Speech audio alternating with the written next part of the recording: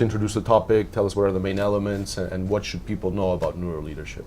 Well, we see neuroleadership as something that's science-based, that talks about the functions of the brain and the practical implications of how the old and the new brain intersect with each other to help provide us with some pragmatic and specific suggestions and tips to create, in our case, high-trust, high-performance, high-engaged organizations. And we do believe there's a lot of neuro-charlatans, a lot of neuro BS that is out in the marketplace.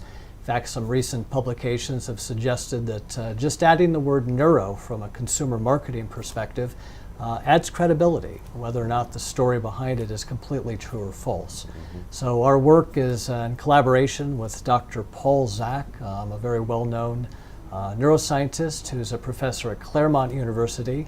And we are focusing a little bit more of a narrow area of the neuroscience of both trust and habit and behavior change. And we believe that intersection in neuromanagement, or what we call neuroleadership as well, is in fact at the forefront of bringing again mind and brain science to the world of work. That's extremely interesting, and you mentioned a couple of key words that I'd like to follow up on. One of them is trust, which of course is a key word. And another one is behavior change. You know, how do you achieve those behavior changes? So maybe if you'd like to expand a bit on that. Yeah, really completely different topics, but they do go hand in hand. Trust, as we've looked at that, is fundamental to every core relationship at work and away from work. Fundamentally, we know there are at least four anchors or pillars that when you and I would interact, we would subjectively evaluate either of us as trustworthy or being trusted. One of those just simply is, do I have confidence in the capability or the skills or experience? We won't promote a leader unless we are optimistic they bring the right skill set and experience. We won't go to a surgeon unless we know that they have the capability to operate and perform. The second pillar is the concept of integrity and honesty and candor. Worldwide, we have great stories of executives and leaders that have broken that pact and psychological contract that we want leaders that act and behave with integrity. The moment that's broken, it's a second anchor that you and I will believe that I can't trust this individual. The third is, do I have your back? Do I care about you? Do I have your interests? The students that come to school here believe that in the curricula and the work that you do to create an educational experience, that they will benefit. They believe that that's why this institution exists. It's first and foremost for the students' benefit of their professional and career development. So this concept in trust is, do you believe that somebody cares about me?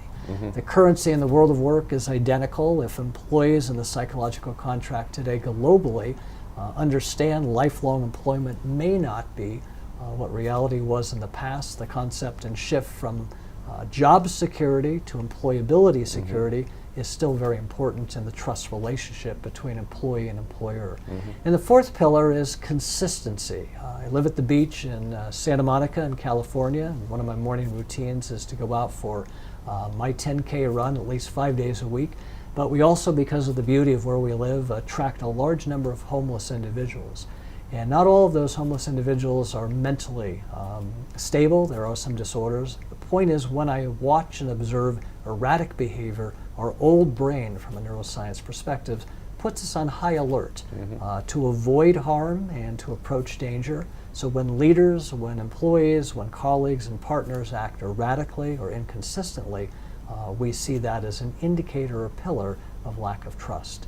Trust is also a hormone. Over the last 15 or 18 years, my colleague and partner, Dr. Paul Zak, is a recognized pioneer in being one of the very first neuroscientists through laboratory and field experiments to demonstrate that of all hormones that he's assayed and looked at, when you and I interact in a manner that demonstrate those four pillars, that I believe in your credibility, you act in a manner that's genuine and caring on my behalf, it will actually elicit the release of the hormone called oxytocin.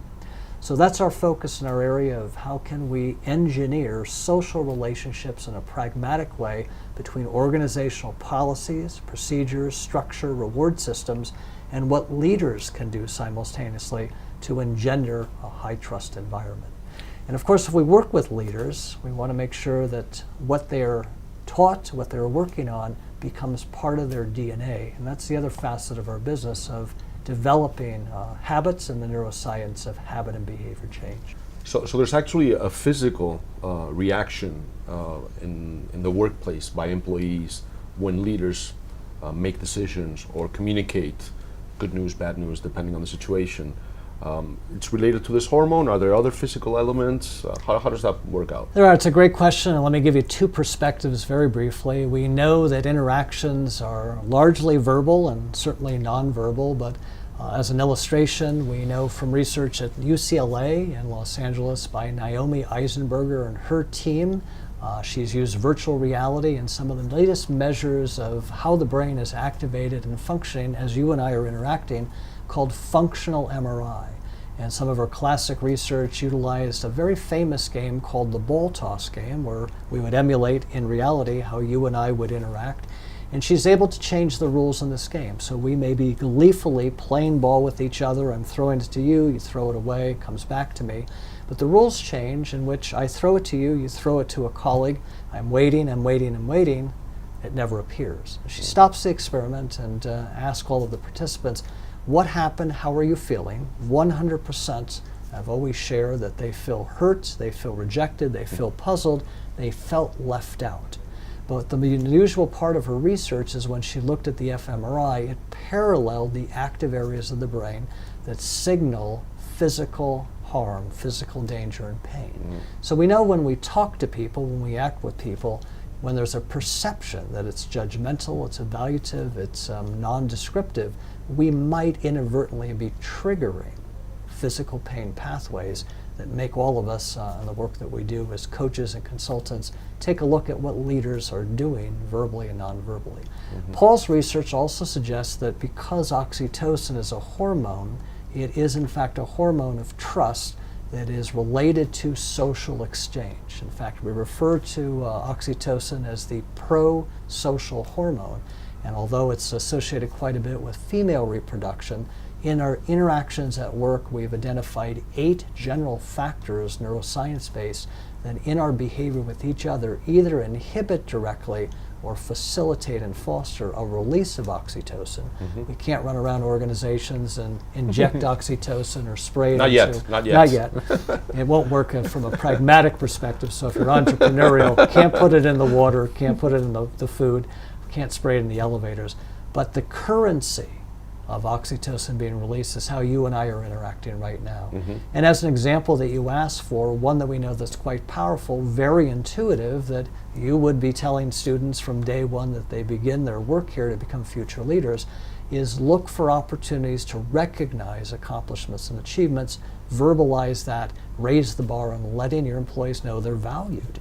And what Paul has been able to demonstrate is that type of social interaction, being genuine, providing feedback in a positive manner that complements and recognizes not always just results but the effort behind it, causes a release of oxytocin, bonding the two of us in a relationship that says, I care about you, I value you, and as a result, we see objectively that employees are more committed, they're more dedicated to remain with companies, simply working for bosses and organizations that are willing to recognize their efforts and accomplishments. But it's mediated primarily by the hormone oxytocin.